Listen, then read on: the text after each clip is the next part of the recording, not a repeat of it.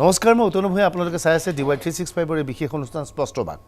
স্পষ্টবাকত স্বাভাৱিকতে ৰাজনীতিৰ কথা পাতিম আজি প্ৰধানমন্ত্ৰী নৰেন্দ্ৰ মোদীৰ অসম আগমন হ'ল এটা মাহৰ ভিতৰত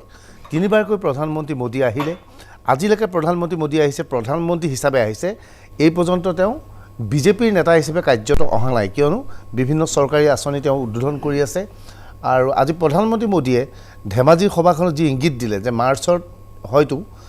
মাৰ্চৰ দ্বিতীয় সপ্তাহমানত বোধ হয় অসমৰ নিৰ্বাচনৰ দিনাংক ঘোষণা কৰা হ'ব অৰ্থাৎ তেওঁ বুজাব বিচাৰিছে 2 মাৰ্চ বা মাৰ্চ আৰু এইখিনি সময়ত তেওঁ আকৌ আহিব অৰ্থাৎ নিৰ্বাচনী অধিসূচনা জাৰি কৰাৰ পূৰ্বেই প্ৰধানমন্ত্ৰী মোদী আকৌ অসমলৈ আহিব অমিত শ্বাহ আহিব এইকেইদিনতে বটদ্ৰৱাৰ থানৰ বাবে এইদৰে বিভিন্ন নেতাৰ আগমন ঘটিছে যিসকল লোকৰ বিগত নিৰ্বাচনৰ কথা মনত আছিল সেই সময়ত এনেধৰণৰ পৰিৱেশ সৃষ্টি হৈছিল যে আকাশ মাৰ্গত হেলিকপ্টাৰৰ যানজঁটৰ সৃষ্টি হৈছিল ইমানেই মন্ত্ৰী আহিছিল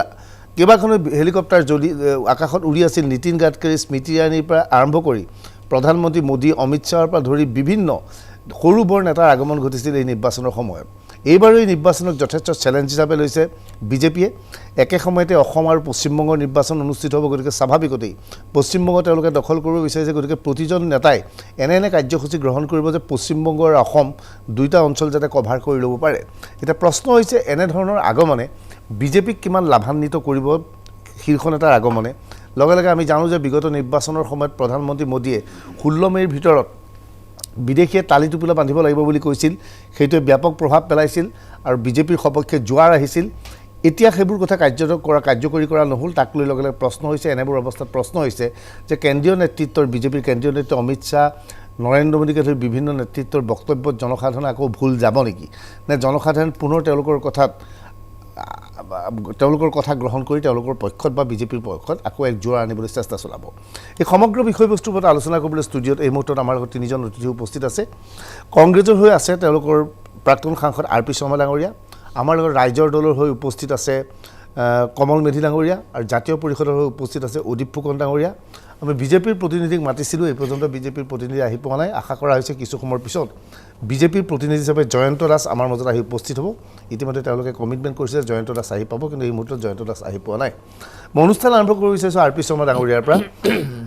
যে কংগ্ৰেছ বাৰে বাৰে কেন্দ্ৰীয় মন্ত্ৰী অসমলৈ আহিছে প্ৰধানমন্ত্ৰী মোদী তিনিবাৰ আহিছে এতিয়া আপোনালোকৰ নেতাসকলে কৈ আছে যে অসমক লৈ তেওঁলোক চিন্তিত কংগ্ৰেছৰ অৱস্থা কাহিল সেইবাবে প্ৰধানমন্ত্ৰী মোদী তিনিবাৰ আহিছে আজি প্ৰদ্যুৎ বৰদলৈ নগাঁৱত কৈছে বাৰে বাৰে কেন্দ্ৰীয় নেতৃত্ব আহিছে আচলতে কেন্দ্ৰীয় নেতৃত্ব এইদৰে অহাটো কি সূচাইছে বিজেপি চিন্তিত নে বিজেপিয়ে তেওঁলোকৰ ভোট বেংক আৰু বৃদ্ধি কৰাৰ বাবে এনেদৰে নেতাৰ আমন্ত্ৰণ কৰিছে প্ৰথম কথা হ'ল বিজেপি চিন্তিত যেতিয়া মহাজোঁট গঠবন্ধন হৈ গ'ল কংগ্ৰেছৰ লগত গতিকে বিজেপি অনিবাৰ্য কাৰণত চিন্তিত হোৱা কাৰণো আছে দৰকাৰো আছে নহ'লে প্ৰধানমন্ত্ৰী সাত দিনে ইয়াত অসমত আহি অকল চেহেৰা দেখাই গৈছে দেই কোনো প্ৰতিশ্ৰুতি বা কোনো কামৰ কথা কৈ যোৱা নাই বাগানৰ আমাৰ বনুৱাসকলে আন্দোলন কৰি আছে তেওঁলোকৰ বিষয়ে একো কোৱা নাই অন্য কিয় মিছা কথা কিমান ক'ব বিজেপিৰ আৰ্ট আছে নতুন এইটো হ'ল বিজেপিয়ে মিছা কথা বিক্ৰী কৰিব জানে ভুৱা প্ৰতিশ্ৰুতি বিক্ৰী কৰিব জানে আৰু অসমৰ ৰাইজ আমি যিহেতু সহজ সৰল আমি কিনি লওঁ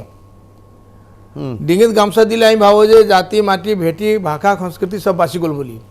সেই ধৰণৰ আমি জাতি গতিকে মিছা কথা মিছা প্ৰতিশ্ৰুতি বিক্ৰী কৰে আৰু আমি সহজে কিনি লৈ আকৌ সেই আশাত থাকোঁ যে আৰু ভোটো দিওঁ গতিকে এইবাৰ চিন্তিত যথেষ্ট চিন্তিত আৰু তেওঁলোকে যিহেতু মাৰ্চৰ দ্বিতীয় সপ্তাহ বা প্ৰথম সপ্তাহত আপোনাৰ ইলেকশ্যন নটিফিকেশ্যন হ'ব বুলি যোনটো ইংগিত দি আজি মোদী ডাঙৰীয়াই দিছে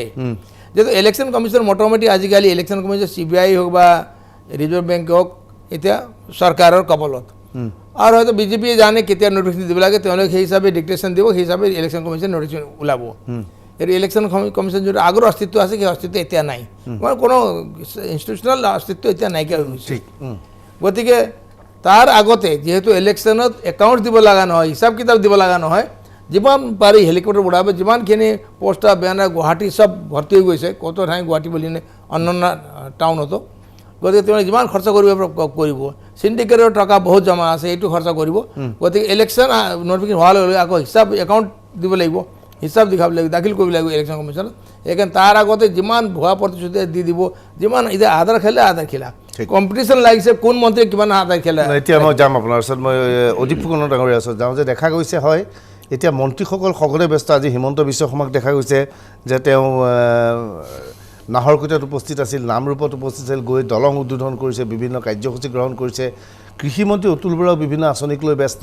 মুখ্যমন্ত্ৰী সৰ্বানন্দ সোণোৱালে দৈনিক কিমান হয় কিমানে আঁচনি উদ্বোধন কৰিছে তেওঁলোকে ভালকৈ জানে যিকোনো মুহূৰ্তত নিৰ্বাচনী অধিসূচনা জাৰি হ'ব লাগে অধিসূচনা জাৰি হোৱাৰ আগতে এনেধৰণৰ আধাৰশিলা স্থাপন কৰিছে আমি যোৱাবাৰ দেখা পাইছিলোঁ মাজুলীত নিৰ্বাচনৰ পূৰ্বে কি লৰালৰিকৈ সেই দলঙৰ আধাৰশিলা স্থাপন কৰি গ'ল তাক আকৌ প্ৰধানমন্ত্ৰী মোদীয়ে এতিয়া তাক নতুন ধৰণে আৰম্ভ কৰিবলগীয়া পৰিৱেশ সৃষ্টি হৈছে এইবোৰ কাৰ্যসূচীয়ে লগতে সৰ্বভাৰতীয় পৰ্যায়ৰ ৰথী মহাৰথীৰ আগমনে বিজেপিক ভোটাৰৰ মাজত কিমান প্ৰভাৱ বিস্তাৰ কৰিব পাৰিব বুলি আপুনি ভাবে কেইবাটা দিশো আছে প্ৰথম কথাতে প্ৰধানমন্ত্ৰী মাননীয় প্ৰধানমন্ত্ৰী পদবীটো বৰ গুৰুত্বপূৰ্ণ গতিকে এই পদবীটো যিধৰণে নৰেন্দ্ৰ মোদী ডাঙৰীয়াই নিজৰ দলৰ স্বাৰ্থত ব্যৱহাৰ কৰিলে গতিকে ভাৰতবৰ্ষৰ প্ৰধানমন্ত্ৰী পদবীটো যথেষ্ট নিম্নগামী হ'ল দলৰ স্বাৰ্থত বুলি কিয় ক'লে স্বাভাৱিকভাৱে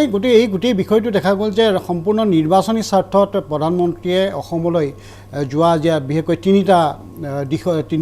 তিনিবাৰ যি আহিছে সম্পূৰ্ণ নিৰ্বাচন সন্মুখত ৰাখি তেওঁলোকে যিহেতু ইয়াত সৰ্বানন্দ সোণোৱালৰ বিজেপি দলক ৰক্ষা কৰাৰ প্ৰয়োজন আহি পৰিছে গতিকে নৰেন্দ্ৰ মোদী ডাঙৰীয়াই প্ৰধানমন্ত্ৰী কাৰ্যালয়টো আজি ব্যৱহাৰ কৰিছে আৰু কাৰ্যালয়ত যদি ব্যৱহাৰ আপোনালোকে গোটেই ভালকৈ চালে যায় অসমৰ মানে উপলব্ধি কৰে বুজি পায় যে যিহেতু প্ৰথমবাৰ তেওঁলোকে শিৱসাগৰলৈ আহিলে তাৰপিছত ঢেকীয়াজুলিলৈ আহিলে এতিয়া চিলাপথাৰ আহিল আৰু এই প্ৰত্যেকটো ক্ষেত্ৰত যদি আমি শিৱসাগৰত চাওঁ তেওঁলোকে যিকেইটা ঘোষণা কৰিলে শিৱসাগৰৰ ঘোষণা নহয় ঢেকীয়াজুলিত আহি যিকেইটা ঘোষণা কৰিলে ঢেকীয়াজুলিৰ বিষয় নহয় আজি চিলাপথাৰত গৈ পেলাই যিকেইটা ঘোষণা কৰিলে চিলাপথাৰৰ বিষয় নহয় এই চিলাপথাৰত যদি কিবা এটা উন্মোচন কৰিলেহেঁতেন তেতিয়া আমি ক'লোহেঁতেন চিলাপথাৰত ভাৰতবৰ্ষৰ প্ৰধানমন্ত্ৰী ডাঙৰীয়া আহি পেলাই কিবা এটা কৰিছে চিলাপথাৰত গৈ পেলাই তেওঁ মাকুমৰ কথা ক'লে বঙাইগাঁৱৰ কথা ক'লে ধেমাজিৰ কথা ক'লে শুৱালকুছিৰ কথা ক'লে এই গোটেই বিষয়বিলাক সম্পূৰ্ণ ৰাজনীতি গতিকে এই গোটেই কথা চিলাপথাৰত যি কাৰ্যসূচী আছিল সেই কাৰ্যসূচীৰ অধীনত শুৱালকুছিটো শিৱসাগৰত কোনো এটা নিৰ্বাচনী ৰাজনীতি কৰিছে নিৰ্বাচনী সভা কৰিছে চৰকাৰৰ ৰাজহুৱা ধন খৰচ কৰি ৰাইজৰ ধন খৰচ কৰি নিৰ্বাচনী সভাত তেওঁ শুৱালকুছি অভিযান্ত্ৰিক মহাবিদ্যালয় উন্মোচন কৰিছে মুকলি কৰিছে তেওঁ আহি পেলাই বঙাইগাঁও BRPLৰ ইনমেক্স ইউনিট মুকলি কৰিছে তেওঁ এই বক্তব্যবিলাক স্বাভাৱিক ৰাজনীতি এতিয়া প্ৰথম কথা আমি যদি ভালকৈ চাই মানুহে বুজি পায় যে 2014 চনত ভিছন 30 কৰিছিলে 2014 চনত ভিছন 30 ঘোষণা কৰিলে আমি ভাল পাইছিলোঁ আমি ইয়াতে আপোনাৰ লগত আমি আলোচনা কৰিছিলোঁ আগতে গতিকে 2014 চনত ভিছন 30 কৰিলে এটাও কাম তেওঁলোকে নকৰিলে NRLত তেওঁলোকে এটা বেম্বো প্লেণ্টেশ্যন কৰাৰ বাহিৰে আজি তেওঁ ঘোষণা কৰিছে 6 বছৰৰ পিছত যে BRPLৰ ক্ষেত্ৰত ইনমেক্স ইউনিট ঘোষণা কৰা হ'ব ঘোষণা এইটো জাষ্ট ঘোষণা এই গোটেই কিবা এটা কৰিব লাগিব কিবা ক'ব লাগিব সেই গোটেই কাৰণে ক'বলগীয়া হৈছে কাৰণ BRPL বঙাইগাঁও গোটেই এৰিয়াত হাগ্ৰামা মহিলা আহি তেওঁলোকৰ লগত নাই গতিকে সেইখিনি তেওঁলোকে হাতত আনিব লাগিব গতিকে বঙাইগাঁৱক এটা ইম্পৰ্টেণ্ট দিবলগীয়া হ'ল বেলেগ ঘটনা নাই গতিকে তেওঁলোকে এই কথাটো ক'লে আজি শুৱালকুছিত চিকিৎসা অভিযান্ত্ৰিক মহাবিদ্যালয় মুকলি কৰিব লাগে বুলি তেওঁ তাত ঘোষণা নকৰিলে এইটো অসম চৰকাৰৰ বিষয় এটা এইটো কেন্দ্ৰৰ অভিযান্ত্ৰিক মহাবিদ্যালয় নহয় নৰেন্দ্ৰ মোদী ডাঙৰীয়াৰ দিল্লীৰ পইচাত এই অভিযান্ত্ৰিক মহাবিদ্যালয়খন নহয় এইখন হ'ব অসমৰ ৰাইজৰ টকাত অসমৰ টকাত আজি ধেমাজিত আজি প্ৰায় 4 বছৰ আগতে প্ৰকৃতত 8 বছৰমান আগতে ধেমাজিত ইঞ্জিনিয়াৰিং কলেজত দাবী কৰি আহিছিল আমিও তাত জড়িত হৈছিলোঁ আজি 4 বছৰ আগতে ঘোষণা কৰাৰ পিছত আজি ক্লাছ হ'ল খুব ভাল কথা কিন্তু প্ৰশ্নটো হ'ল এই কথা মুকলিকৈ আলোচনা কৰাৰ প্ৰয়োজন অসমত এতিয়া 23খন ইঞ্জিনিয়াৰিং কলেজ আছে ব্যক্তিগতকৰণ আৰু প্ৰাইভেট আৰু চৰকাৰী মিলি এই 23খন মহাবিদ্যালয়ৰ পৰা 830 জন প্ৰায় 8,500 অভিযন্তা প্ৰত্যেক বছৰে ওলায় আচ্ছা চৰকাৰে ক'ব পাৰিব নেকি 8,500 প্ৰত্যেক বছৰে সংস্থাপনৰ চৰকাৰে ক'ৰবাত ইণ্ডাষ্ট্ৰী বা কিবা কৰি দিছে গতিকে এই গোটেই বিষয়বিলাক বাদ দি পেলাই কেৱল শ্লোগান ধৰ্মী যি বক্তব্য অসমৰ মানুহে উপলব্ধি কৰিছে গতিকে এই যিটো এইবোৰ তেওঁলোকৰ এনেধৰণৰ আগমনে ৰথী মহাৰথী এনেধৰণৰ আগমনে বিজেপিৰ সপক্ষে ধোৱা আনিব পাৰিব নেকি আজি বিজেপিৰ বিপক্ষে হ'ল স্বাভাৱিকভাৱে যিটো সময়ত আমি আগতে আলোচনা কৰিছোঁ যে প্ৰধানমন্ত্ৰী 3বাৰকৈ আকৌ আহিম বুলি ক'লে গৃহমন্ত্ৰী আগতে আহি গ'ল আকৌ তেওঁ আহিব ইতিমধ্যে তেওঁ কোকৰাঝাৰ বা বঙাইগাঁও এৰিয়াটো আহি গ'ল গতিকে এই গোটেই বিষয়বিলাকে স্পষ্ট কৰিছে অসমৰ মানুহে উপলব্ধি কৰিলেই ভোটাৰে উপলব্ধি কৰিছে মানুহ বুলি নকওঁ ভোটাৰে উপলব্ধি কৰিছে বিজেপি যথেষ্ট দুৰ্বল হৈছে সৰ্বানন্দ সোণোৱাল আৰু হিমন্ত বিশ্ব শৰ্মাই দুৰ্বল হৈছে বুলি কোৱাৰ পিছতো দেখা গ'ল 3 লাখ মানুহৰ আগমন ঘটিছে বুলি স্বাভাৱিকভাৱে প্ৰধানমন্ত্ৰী তেওঁলোকে ঘোষণা কৰিব 3 লাখ মানুহ ইমান সহজ নহয় আজি যদি আমি চাওঁ জৰ্জ ফিল্ডখন বহুত মানুহ বুলি কয় জৰ্জ ফিল্ডখন যদি আমি স্কেল মাৰি আপুনি গুচি চাই তাৰ 38,000 মানুহতকৈ ওপৰত বেছি মানুহ নহয় Exactly. আজি চানমাৰী ফিল্ডখন বহুত আগত 20-40,000 হ'ল চানমাৰী ফিল্ডত 8,000 মানুহ ওপৰত নহয় যদি স্কোৱাৰ ফিটত জুকি যায় 3 লাখ মানে বিশাল ইভেন খানাপাৰা ফিল্ডতো নহয় 3 লাখ গতিকে এই গোটেই কথাবিলাক মানুহ কিমান আছে কথা নহয় মানুহৰ মন কিমান বিজেপিৰ লগত আছে সেইটো মুখ্য বিষয় হয় মই যাম কমল মেধি আপোনাৰ ওচৰত যাব বিচাৰিছোঁ হয় যে আজি সভালৈ ৰেল যোগেও মানুহ অনা হৈছে আৰু এইখন ধেমাজিত হৈছে যে মানুহখিনি 500 টকা এতিয়া হাজিৰা বগীবিল দলংখন হৈ যোৱাৰ লগে লগে ধেমাজি মৰাণ শিৱসাগৰ টিংখং আদিৰ পৰা মানুহ অনা হৈছে এই পিনৰ পৰা লখিমপুৰৰ পৰা আৰম্ভ কৰি ধেমাজি ঢকুৱাখানা আদি সমষ্টিৰ পৰা মানুহ অনা হৈছে কিন্তু মানুহ অনাটো ডাঙৰ কথা নহয় কিন্তু বিজেপি নেতৃত্বই ভাবে যে মানুহ সন্মুখত থাকিলে সেয়াৰ পৰা এটা বাৰ্তা যায় যে বৃহৎ সংখ্যক লোক বিজেপিৰ সপক্ষে আহিছে কমল মেধি কি ভাবে যে এনেধৰণৰ মানুহৰ আগমন যদি মানুহ গোটাই মানুহ সংগ্ৰহ কৰি মানুহৰ মাজত প্ৰভাৱ বিস্তাৰ কৰিবলৈ তেওঁলোক সক্ষম হ'ব নেকি শিৱসাগৰত যেদিনা জেৰেঙা পথাৰত প্ৰধানমন্ত্ৰী ডাঙৰীয়া আহিছিলে মই ৰাতিপুৱা টিভি চাই আছোঁ প্ৰধানমন্ত্ৰী আগমনৰ ঠিক আগে আগে আপোনালোকৰ নিউজ চেনেলবিলাকে মানুহবিলাকক সুধি ফুৰিছে যে ক'ৰ পৰা আহিছে মই দেখিলোঁ সেইখিনি সময়তে এজনে কৈছে মই বঙাইগাঁৱৰ পৰা আহিছোঁ আপুনি চাওক অসমৰ ভূগোল চাওক আপুনি মেপখন চাওক ক'ত বঙাইগাঁও আছে ক'ত শিৱসাগৰৰ জেৰেঙা পথাৰ আছে তাৰমানে বঙাইগাঁৱৰ পৰাও যদি মানুহ গৈছে তেনেহ'লে ওচৰৰ পাজৰৰ জিলাকেইখনৰ পৰা যে মানুহ আহিছে এইটোতো নিশ্চিত আৰু এই ইমানখিনি মানুহ অহাৰ পিছতো তেওঁলোকৰ কথাৰ পৰা ওলাইছে যে তাত 50,000 মানুহ গোট নাখালে আজি যে তাৰ পিছত ঢেকীয়াজুলিৰ সভাত তেওঁলোকে টাৰ্গেট দিলে টাৰ্গেট দিয়াৰ পিছত আমি দেখিছোঁ তাত যিবিলাক মেল মিটিং হৈ যোৱাৰ পিছত যিবিলাক পাৰ্শ্বজ্যোতি ওলাল আপোনালোকৰ সংবাদ মাধ্যমত তাত ক'লে যে পইচাক লৈ কাজিয়া হৈছে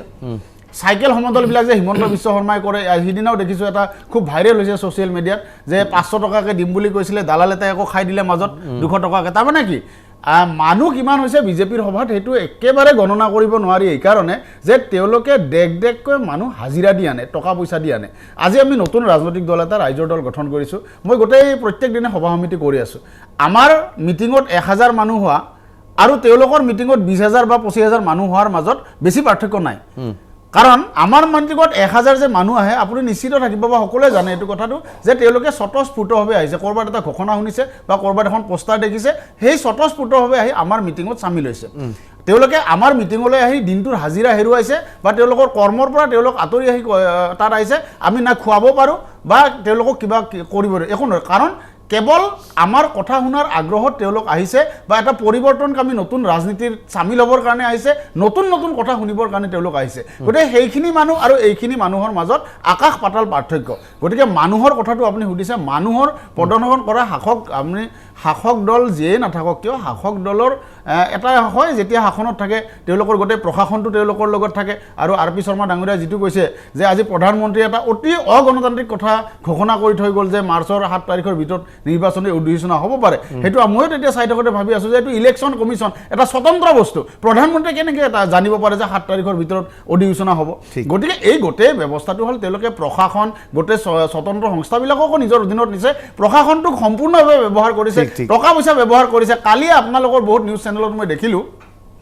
গুৱাহাটীৰ AS01 ৰেজিষ্ট্ৰেশ্যনৰ গাড়ী গোটেই ধেমাজিত ভৰ্তি হৈ গৈছে আপুনি গোটেই আৰু হিমন্ত বিশ্ব শৰ্মা য'ত যায় মোক কৈছে যে সদিয়াতো যদি হিমন্ত বিশ্ব শৰ্মাৰ মানুহ মানে মিটিং থাকে জালুকবাৰী সমষ্টিৰ পৰা কিছুমান ফিক্স মানুহ যাবই মানুহ যাবই তাৰমানে এটা টেণ্ট হাউচৰ দৰে কথা গতিকে তেওঁলোকে এটা ইভেন্ট মেনেজমেণ্ট কৰিছে আপুনি ক'ব পাৰে যে মানুহৰ এইটো স্বতঃস্ফূৰ্ত আগমন নহয় এটা ইভেন্ট মেনেজমেণ্ট কৰিছে টকা পইচা আছে ঠিক আছে এই ইভেন্ট মেনেজমেণ্টে অন্য সমষ্টিত প্ৰভাৱ পেলাব নেকি যে ইভেন্ট মেনেজমেণ্ট দেখি তেজপুৰ মানুহে ভাবিব বা বিজেপিৰ সভাত ইমান মানুহ যোৰহাটৰ মানুহে ভাবিব বিজেপিৰ সভাত এটা কথা আপুনি স্পষ্টকৈ যিজন মানুহে গৈছে তেওঁ কিন্তু জানে যে মই 500 টকাৰ কাৰণে আহিছোঁ বস্তুটো বুজি পাইছে আজি দূৰৰ মানুহে এটা প্ৰভাৱ পৰিব মোদী ডাঙৰীয়াৰ মিটিঙত ইমান মানুহ হৈছে কিন্তু নিজে যিয়ে গৈছে সি জানে যে 500 টকাৰ কাৰণে মই আহিছোঁ 500 টকা নোপোৱাৰ মানে কাজিয়া হৈছে ছ'চিয়েল মিডিয়াত এই কথা ভাইৰেল হৈ গৈছে তাৰমানে সম্পূৰ্ণভাৱে হাজিৰা দি অনা মানুহ তাৰমানে সঁচাকৈ বিজেপি দেখাত যদিও বিৰাট বাগৰম্বৰ এটা চলি আছে কিন্তু মই দেখিছোঁ যে বিজেপি সাংঘাতিক এটা ক্ৰাইচিছৰ ভিতৰত আছে আৰু সেইকাৰণে প্ৰধানমন্ত্ৰী ডাঙৰীয়া যে বাৰে বাৰে দৌৰি আহিছে ইমান এজন দেশৰ মুখ্য তেখেত শাসন বাৰে বাৰে যে আহি আছে তাৰমানে সাংঘাতিক ক্ৰাইচিছৰ আছে আজি হিমন্ত বিশ্ব শৰ্মা চাইকেল ৰেলী কৰিছে বাইক ৰেলী কৰিছে এনেকুৱা এটা জাগৰণ সৃষ্টি কৰিব বিচাৰিছে তেওঁলোকৰ কনফিডেন্স লেভেলটো কমি গৈছে আত্মবিশ্বাসটো কমিছে সেইকাৰণে আচলতে এনেকুৱা ধৰণৰ এটা প্ৰদৰ্শনত আহিছে আৰু আজি ঠিক মই কমল মেধি যাম আৰ পি শৰ্মা ডাঙৰীয়া আপোনালোকে সকলোৱে কৈ আছে আজি এতিয়া কমল মেধিয়েও ক'লে বিশেষকৈ কংগ্ৰেছৰ ফালৰ পৰা কৈছে যে বিজেপি শংকিত সেইকাৰণে বাৰে বাৰে তেওঁলোকৰ নেতাক মাতি আছে কিন্তু বাস্তৱিকতে দেখা গ'ল এইটো শংকিত বুলি মই নকওঁ মই কৈছোঁ মই শংকিত বুলি নকওঁ এইবাবে যোৱাবাৰ যেতিয়া নিৰ্বাচন হৈছিল যে বিজেপি ক্ষমতাত আছিল তেতিয়াও নেতা পালি নেতাৰ সাংঘাতিক ধৰণৰ আগমন ঘটিছিল যিটো কমল মেধিয়ে ক'লে যে ইভেণ্ট মেনেজমেণ্ট এটা বিজেপিয়ে এতিয়া সকলো মন্ত্ৰীক আমি দেখিছিলোঁ দিল্লী বিধানসভা নিৰ্বাচনত সমগ্ৰ মন্ত্ৰীসভা লগাই দিছিল বিজেপি শাসিত প্ৰতিখন ৰাজ্যৰ মুখ্যমন্ত্ৰীক প্ৰেৰণ কৰিছিল তথাপিও তাত বিজেপি পৰাভূত হৈছিল এতিয়া এই যে মানুহবিলাক আহিছে ব্যাপক হাৰত যেনেকৈ আহিছে তেনেকৈ কংগ্ৰেছৰো অনাৰ কেপাচিটি আছে কংগ্ৰেছৰ বিভিন্ন নেতাক অসমলৈ আনিব পাৰে বিজেপিৰ নিচিনা এগ্ৰেছিভ বা আক্ৰমণাত্মক ধৰণে আপোনালোকে প্ৰচাৰ কৰিবলৈ আগবাঢ়ি নাহে কিয় এটা ৰাষ্ট্ৰীয় দল হিচাপে আমাৰ এইটো শ্ব'বাজিত কংগ্ৰেছ নাই চাওক হেলিকপ্টাৰ উৰাই শ্ব'বাজি কৰি আৰু বয়ঙৰ পৰা শিৱসাগৰলৈ মানুহ লোৱা নাই আপোনালোকৰ ছত্তীশগড়ৰ মুখ্যমন্ত্ৰীও দেখোন ইয়াত হেলিকপ্টাৰ ইউজ কৰি আছে নাই হেলিকপ্টাৰ ইউজ কৰিছে এজনে কৰিছে বা দুইজনে বা চাৰিজন পাঁচজনে কৰিব বিৰোধী আপোনাৰ 20-25-30জনে কৰিব কৰি আছে এতিয়া উৰা আৰম্ভ হৈছে আৰু এটা কথা কওঁ প্ৰধানমন্ত্ৰী ডাঙৰীয়া বিজেপি এইকাৰণে শংকিত হৈছে বুলি কৈছোঁ মাটিৰ পট্টা HDC বা DCয়ে দিয়ে উপায়ুক্তই দিয়ে বেছি ৰাজমন্ত্ৰী দিয়ে হয়তো বেছিভাগ দেখাবলৈ মুখ্যমন্ত্ৰী দিয়ে প্ৰধানমন্ত্ৰী আহি মাটিৰ পট্টা বিলোৱা শিৱসাগৰত এইটো ডাঙৰ উদাহৰণ ভাৰতৰ ইতিহাসত আৰু অসমত আমি শুনা নাছিলোঁ 68 লাখ পৰিবাৰ আছে অসমত তাৰ ভিতৰত 60 লাখ কংগ্ৰেছ আমলত বা অন্যান্য দলৰ আমলত দিয়া হৈছিল বিজেপি আমলত এতিয়া 45 নে 50,000 2 লাখৰ ঢোলটাল পিটি আছে তা মাটি পট্টা দিবলৈ যেতিয়া প্ৰধানমন্ত্ৰী নামিছে শিৱসাগৰত তাৰ মানে হ'ল যে শংকিত যথেষ্ট হৈছে ভয় হৈছে আৰু হোৱা নোৱা কথা কৈ তেওঁলোকে এতিয়া য'তে ত'তে হেলিকপ্টাৰ নামাই আৰু এটা কথা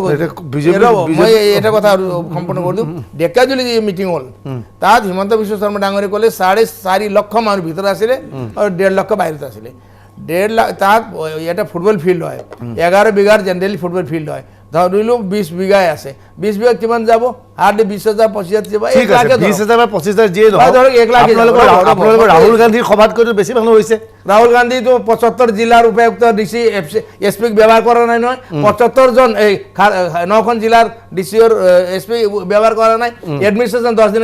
ব্যৱহাৰ কৰা নাই 75 জন MLA মানে বিধায়ক মন্ত্ৰী তন্ত্ৰী সন্ত্ৰী সবকে ব্যৱহাৰ কৰা নাই ৰাহুল গান্ধী অকলে আহিছে আমাৰ কংগ্ৰেছ কৰ্মী যিমানখিনি মাতিছে স্বতঃভাৱে আহিছে 500 টকা দিয়া নাই গাড়ী দিয়া নাই 3,000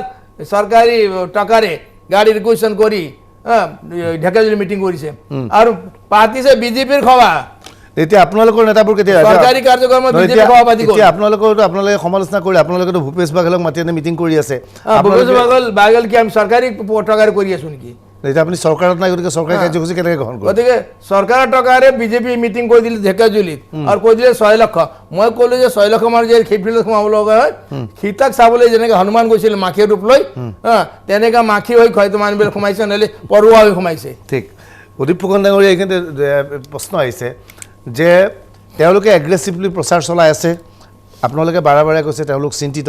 হয় তেওঁলোক চিন্তিত আছিল কেইদিনমান আগলৈকে কিন্তু এতিয়া তেওঁলোকৰ সূত্ৰই কয় তেওঁলোক চিন্তিত নহয় এইবাবে আপোনালোকে একত্ৰিত হ'ব নোৱাৰিলে আপোনালোকৰ ৰাইজৰ দল একত্ৰিত হ'ল কংগ্ৰেছৰ মহাজোটবন্ধন নাহিলে আপোনালোক থিয় হোৱাৰ লগে লগে কংগ্ৰেছ ক্ষতিগ্ৰস্ত হ'ব বিজেপিৰ নিজৰ ভোট একেলগে থাকিব গতিকে তেওঁলোক চিন্তিত হোৱাৰ কাৰণ নাই তেওঁলোক এতিয়া চিন্তামুক্ত হৈছে আপোনালোকৰ আগমনৰ বাবে আপুনি কি কয় এনেকুৱা কথা তেওঁলোকে ক'বই কাৰণ তেওঁলোকে এতিয়া সাহসটো দেখুৱাবলগীয়া হৈছে কাৰণ ইতিমধ্যে সমগ্ৰ অসম আমি ঘূৰিছোঁ গোটেই ৰাইজ ইতিমধ্যে একত্ৰিত হৈ যে বিজেপিক উৎখাত কৰাৰ কাৰণে বিজেপিক উৎখাত কৰিবলৈ কাক দিব এতিয়া লুৰিণজ্যোতি গগৈক দিব নে অখিল গগৈক দিব নে কোনো ৰাজ্যত অকল এটা বা দুটা পাৰ্টি নাই আৰু কোনো ৰাজ্যত আজি যদি বিজেপি শাসনত নথকা ৰাজ্যবিলাকত অকল দুটা পাৰ্টি নাই যে অকল বিজেপিক ঘূৰাবৰ কাৰণে চব একত্ৰিত হৈছে স্বাভাৱিকভাৱে এই গোটেই এটা পৰিণতি নহয় অসমত অংকত বেলেগ বেলেগ হ'ব পাৰে সময় আছে কিন্তু এই কথাটো স্পষ্ট যে সকলোৱে যেতিয়া বিজেপি বিৰোধী হিচাপে চিন্তা কৰিছে আগবাঢ়ি আহিছে এই ৰাজনৈতিক অংক বিভিন্ন সময়ত বিভিন্ন হ'ব কিন্তু মই এটা কথা মই মুকলিকৈ ক'ব বিচাৰিছোঁ আজি য'ৰ পৰা আছে তাৰপৰা খুব চাইনা বৰ্ডাৰ খুব বেছি 29 কিলোমিটাৰ যিটো মই চাইনাৰ আগ্ৰাসন হৈছে এটা বক্তব্য ভাৰতবৰ্ষৰ প্ৰধানমন্ত্ৰীগৰাকী আহি যদি প্ৰধানমন্ত্ৰী হিচাপে আহিছে বিজেপি দলৰ নেতা নহয় প্ৰধানমন্ত্ৰী হিচাপে যদি আহিছে এবাৰ অন্ততঃ চিলাপথাৰ বা ধেমাজি বা সেই গোটেই মানুহখিনিক আশ্বাস দিব মানে এটা সাহস দিব পাৰিব লাগিছিল যে আমি বৰ্ডাৰত থিয় হৈ পেলাই চাইনাক এবাৰ চকুত থৈ পেলাই ক'ব পাৰিব লাগিছিল এটা দুৰ্বল প্ৰধানমন্ত্ৰী হিচাপে পৰিচিত হ'ল ৰাজনৈতিক ব্যক্তি হিচাপে পৰিচিত হ'ল গতিকে এই গোটেই প্ৰক্ৰিয়াটো স্পষ্ট যে বিজেপি নামৰ দলটো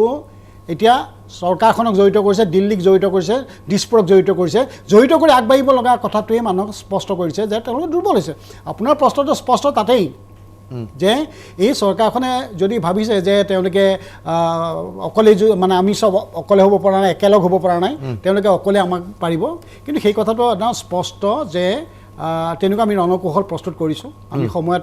ৰাইজেও তেনেকৈ ৰণকৌশল প্ৰস্তুত কৰিছে। আমি স্পষ্ট যে বিজেপি বিৰোধী এটা ঐক্যবদ্ধ শক্তি, সি আঞ্চলিকে হওক বা বিজেপি বিৰোধীয়ে হওক, এই গোটেই কথাখিনি এটা ধাৰাবাহিকভাৱে আৰম্ভ হ'ব অতি কম দিনৰ ভিতৰতে। নাই আৰু উত্তৰ অসমত আজি আহিছে, উত্তৰ অসমৰ ইছ্যুবিলাক কি আছিল? 2014 চনত নৰেন্দ্ৰ মোদী যেতিয়া প্ৰধানমন্ত্ৰী হ'ল, তাৰ আগৰ উত্তৰ অসমৰ ইছ্যুবিলাক কি আছিল? সমগ্ৰ উত্তৰ অসমবাসীয়ে তেতিয়া বৃহৎ নদী বান্ধক লৈ আন্দোলন কৰি আছিল। নামনি সোৱণশিৰি 2000 মেগাৱাটৰ প্ৰকল্পৰ বিৰুদ্ধে আন্দোলন চলি আছিল। কেৱল কৃষক মুক্তি বুলিয়ে নহয়, উত্তৰ অসমৰ TMPকে আজি গণশক্তি, আজি ৰণোজ পেগু, ভুৱন পেগু, তেওঁলোক আছিল আন্দোলনৰ নেতৃত্বত। গতিকে এই গোটেই কথাবিলাকত আহি ৰাজনাথ সিং, বিজয় চক্ৰৱৰ্তী, আমাৰ ৰঞ্জিত দত্ত, গোটেই বিজেপিৰ নেতাসকলে আহি গেৰুকামুখ প্ৰকল্প বিজেপি চৰকাৰ আহিলে আমি ভাঙি দিম বুলি কৈছিলে। আৰু এতিয়া বাতৰি ওলাইছে যে 22 চনৰ ভিতৰত তেওঁলোকে সম্পূৰ্ণ কৰিব। সদায় নদী বান্ধৰ সামগ্ৰী গৈ আছে, নদী বান্ধৰ নিৰ্মাণ কাৰ্য চলি আছে। আৰু গোটেই জাতীয় সংগঠনবিলাকৰ লগত যি আলোচনা হৈছিলে, সেই জাতীয় সংগঠনবিলাকৰ আলোচনাৰ চৰ্তবিলাক সম্পূৰ্ণৰূপে বুঢ়া আঙুলি দেখুৱাই একদম মানে নিজৰ ইচ্ছামতে খুচিমতে তেওঁলোকে নদী বান্ধ নিৰ্মাণৰ কাম চলাই আছে। অৰ্থাৎ উত্তৰ অসমৰ কাৰণে এটা ডাঙৰ ইছ্যু আছিলে বৃহৎ নদী বান্ধ। আজি তেওঁলোকে বিভিন্ন ধৰণে খেলিছে। আজি ৰণোজ পেগু, ভুৱন পেগু, আজি ক'বলৈ দুখ লাগে, এটা সময়ত আমাৰ আন্দোলনৰ সতীৰ্থ আছিল। তেওঁলোকে গোটেই মিচিং সমাজক নেতৃত্ব দিছিলে বৃহৎ নদী বান্ধৰ বিৰুদ্ধে। বিজেপিৰ কি কয় কংগ্ৰেছ চৰকাৰে সেই সময়ত নদী বান্ধ বনোৱা গোটেই ইছ্যুটোৰ বিৰুদ্ধে এটা প্ৰতিবাদী নেতৃত্ব লৈছিলে। আজি ভুৱন পেগু, ৰণোজ পেগু তেওঁলোকে বিজেপিৰ প্ৰত্যক্ষভাৱে বিজেপিত গ'ল। আজি এনেকুৱা কৰি পেলালে গোটেই তাৰ সংগঠন, বহুতখিনি জনজাতি সংগঠনক বিজেপিয়ে নিজৰ কব্জাত ল'বলৈ চেষ্টা কৰিলে। আৰু গোটেই উত্তৰ অসমবাসীৰ মনৰ যিবিলাক আছিল আচল বেদনা, এই বেদনাবিলাকক তেওঁলোকে সম্পূৰ্ণৰূপে ধূলিচাত কৰিলে। আজি গোটেই বান গৰাখহনীয়াত আক্ৰান্ত এলেকা, সেইটো বানপানীক ৰাষ্ট্ৰীয় সমস্যা ৰূপে ঘোষণা কৰা, এইবিলাক ইছ্যু আছিলে। সৰ্বানন্দ সোণোৱাল ডাঙৰীয়া এই বাক্যটো কৈয়ে আজি ইমান বছৰে জাতীয় আঁচুত থকা দিনৰ পৰা ৰাষ্ট্ৰীয় সমস্যা হিচাপে বানপানীক ঘোষণা কৰিব লাগে, এইটোৱে আছিলে। আজি বানপানীৰ কথা কিবা ক'লে নেকি? বৃহৎ নদী বান্ধৰ কথা কিবা ক'লে নেকি? অৰুণাচল পাহাৰত যে আজি প্ৰায় 1 লাখৰ মেগাৱাটৰ ওপৰত যে প্ৰকল্পবিলাক বন্ধাব লৈছে, যিবিলাকত গোটেই পৰিৱেশৰ নীতি নিয়মবিলাকক আঙুলি দেখুৱাই, বুঢ়া আঙুলি দেখুৱাই কৰিব খোজা হৈছে, এই গোটেই কথাবিলাকে যে সমগ্ৰ উত্তৰ অসম একেবাৰে ধ্বংস কৰি পেলাব, এই আচল ইছ্যুবিলাক কিবা ক'লে নেকি? একেবাৰে কোৱা নাই। প্ৰকৃত ইছ্যুবিলাক একো কোৱা নাই। আজি ইঞ্জিনিয়াৰিং কলেজ, মই আপোনাক আৰু এটা কথা কৈ থৈ যাওঁ, আজি কৈ থৈ গৈছোঁ, এদিন হয়তো এইটোক লৈ আমি আৰু টকছত বহিব লাগিব।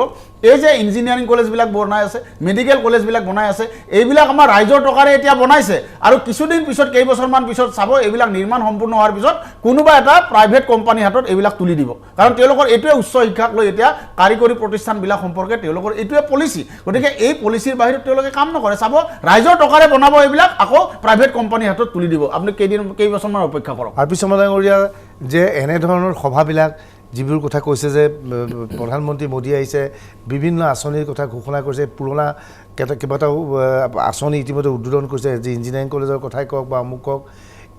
এইবোৰ বিষয়বস্তুক লৈ তেওঁলোকে যি ধৰণে ইভেণ্ট মেনেজমেণ্ট কৰি আছে, আপুনি বাৰে বাৰে কৈছে আমি তেওঁলোকৰ নিচিনা নকৰোঁ, আমি তেওঁলোকৰ ফাঁকিবাজি নহয়, তেওঁলোকে চেল কৰিব জানে। আপোনালোকে নিজেও কিয় বস্তুবোৰ চেল কৰিব নোখোজে? আজি বগী নদীত বাহবা তেওঁলোকে লয়, ঢলা শদিয়াৰ বাহবা লয়, কিন্তু এইবোৰ আপোনালোকৰ দিনত নাই। আমিতো এইবিলাক চেল কৰি আছোঁ, চেল কৰাৰ দৰকাৰ নাই, ৰাইজে একচেপ্ট কৰি আছে। আপোনাৰ এই যে ঢলা শদিয়া দলং তেওঁলোকে বনোৱা নহয়, কংগ্ৰেছ আমলে বনিছিলে, উদ্ঘাটন কৰি এনেকুৱা দেখাই দিলে যেন, মই ক'লো নে বিজেপিৰ এতিয়া নীতি হৈছে, এতিয়া প্ৰেজেণ্ট উদঙাই দেখুৱাব পৰা নাই, উদাহৰণ দেখাই ৰাইজে জানে।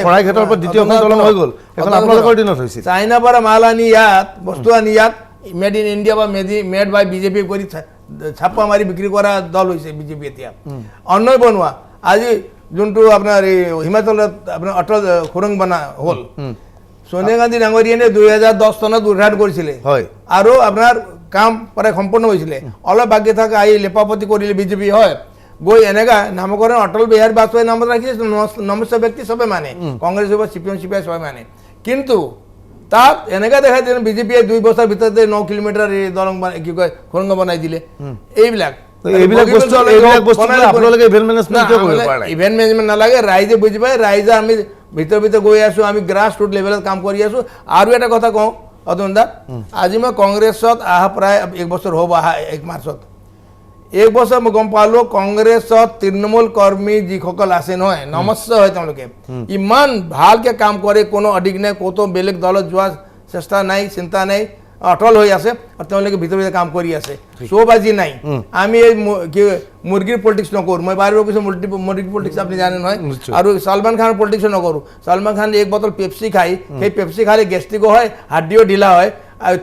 তিন তলা উঠি যায় জাপ মাৰি তেনেকুৱা বিজেপি কৰি আছে খাই পেপচি আমাক খুৱাই আছে যাৰ ফলত আমাৰ অসমৰ হাৰ্ডিও গেলি গৈছে পেটো বেয়া হৈছে অসমৰ ঠিক ঠিক মই এটা বাণিজ্যিক বিৰতি ল'ব লাগিব বাণিজ্যিক বিৰতিৰ পিছত আমাৰ আলোচনা অব্যাহত থাকিব আজি প্ৰধানমন্ত্ৰী মোদীয়ে এটা তাৎপৰ্যপূৰ্ণ কথা কৈছে আকৌ নিজা ভাষা স্থানীয় ভাষা মই ধৰি ল'লোঁ অসমীয়া ভাষা ইঞ্জিনিয়াৰিং কলেজ মেডিকেল কলেজ হোৱাৰ কথা কৈছে আৰু তেনেধৰণৰ কলেজ যদি হয় দুখীয়া ল'ৰা ছোৱালী ডাক্তৰ হ'ব পাৰিব মই বুজি নাপালোঁ যে অসমীয়া মাধ্যমত হ'লে দুখীয়া ল'ৰা ছোৱালী কেনেকৈ ডাক্তৰ হ'ব পাৰিব সেইটো ওপৰত আমি কথা পাতিম বাণিজ্যিক বিৰতিৰ পিছত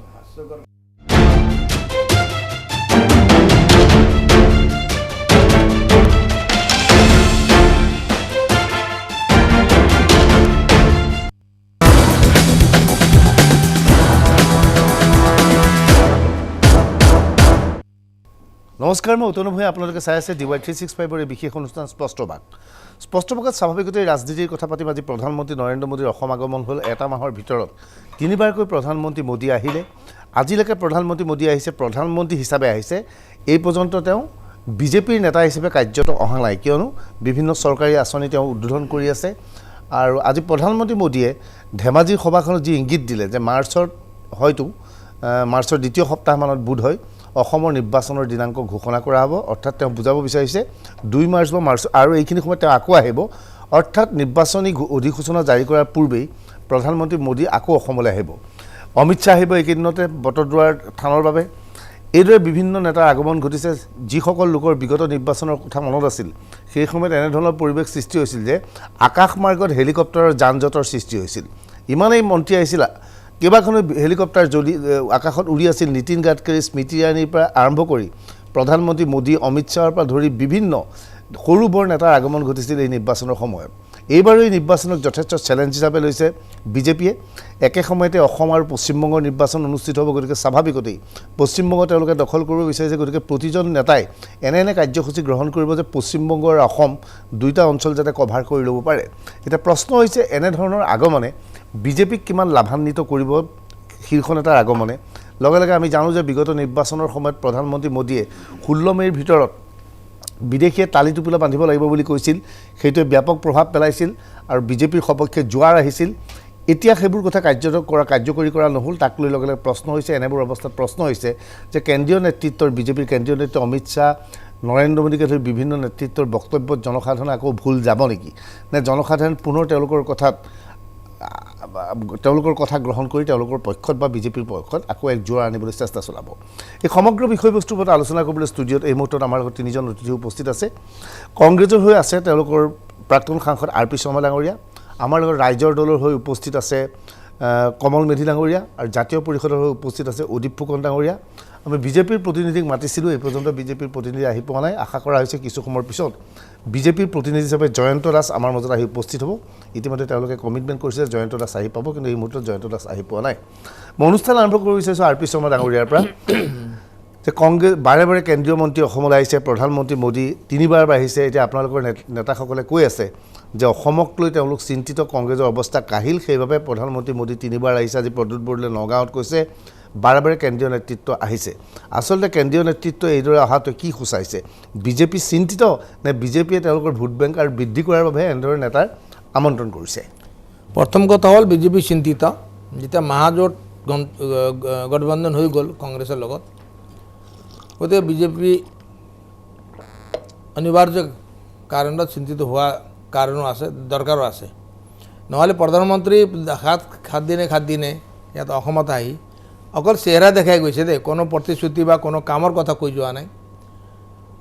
বাগানৰ আমাৰ বনুৱাসকলে আন্দোলন কৰি আছে তেওঁলোকৰ বিষয়ে একো কোৱা নাই অন্য কিয় মিছা কথা কিমান ক'ব বিজেপিৰ ইয়াত আৰ্ট আছে নতুন এইটো হ'ল বিজেপিয়ে মিছা কথা বিক্ৰী কৰিব জানে ভুৱা প্ৰতিশ্ৰুতি বিক্ৰী কৰিব জানে আৰু অসমৰ ৰাইজ আমি যিহেতু সহজ সৰল আমি কিনি লওঁ ডিঙিত গামোচা দিলে আমি ভাবোঁ যে জাতি মাটি ভেটি ভাষা সংস্কৃতি চব বাচি গ'ল বুলি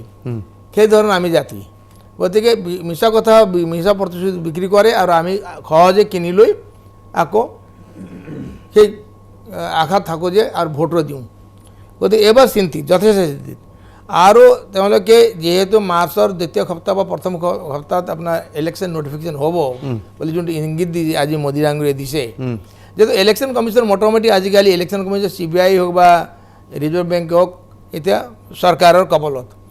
আৰু হয়তো বিজেপিয়ে জানে কেতিয়া নটিফিকেশ্যন দিব লাগে তেওঁলোকে সেই হিচাপে ডিক্টেশ্যন দিব সেই হিচাপে ইলেকশ্যন কমিশ্যন নটিফিকেশ্যন ওলাব এই ইলেকশ্যন কমিশ্যন যোনটো আগৰ অস্তিত্ব আছে সেই অস্তিত্ব এতিয়া নাই মানে কোনো ইনষ্টিটিউচনেল অস্তিত্ব এতিয়া নাইকিয়া হৈ গৈছে গতিকে তাৰ আগতে যেহেতু ইলেকশ্যনত একাউণ্ট দিব লগা নহয় হিচাপ কিতাপ দিব লগা নহয় যিমান পাৰি হেলিকপ্টাৰ উৰাব যিমানখিনি পোষ্টাৰ বেনাৰ গুৱাহাটী চব ভৰ্তি হৈ গৈছে কত ঠাই গুৱাহাটী বুলি অন্যান্য টাউনতো গতিকে তেওঁলোকে যিমান খৰচ কৰিব চিণ্ডিকেটৰ টকা বহুত জমা আছে এইটো খৰচ কৰিব গতিকে ইলেকশ্যন নটিফিকেশ্যন হোৱাৰ লগে লগে আকৌ হিচাপ একাউণ্ট দিব লাগিব হিচাপ দেখাব লাগিব দাখিল কৰিব লাগিব ইলেকশ্যন কমিশ্যনত সেইকাৰণে তাৰ আগতে যিমান ভুৱা প্ৰতিশ্ৰুতি দি দিব যিমান এতিয়া আধাৰ খেলা কম্পিটিশ্যন লাগিছে কোন মন্ত্ৰীয়ে কিমান আদায় খেলে এতিয়া মই যাম আপোনাৰ ওচৰত মই অদীপ ফুকন ডাঙৰীয়াৰ ওচৰত যাওঁ যে দেখা গৈছে হয় এতিয়া মন্ত্ৰীসকল সকলোৱে ব্যস্ত আজি হিমন্ত বিশ্ব শৰ্মাক দেখা গৈছে যে তেওঁ নাহৰকটীয়াত উপস্থিত আছিল নামৰূপত উপস্থিত আছিল গৈ দলং উদ্বোধন কৰিছে বিভিন্ন কাৰ্যসূচী গ্ৰহণ কৰিছে কৃষিমন্ত্ৰী অতুল বৰাও বিভিন্ন আঁচনিক লৈ ব্যস্ত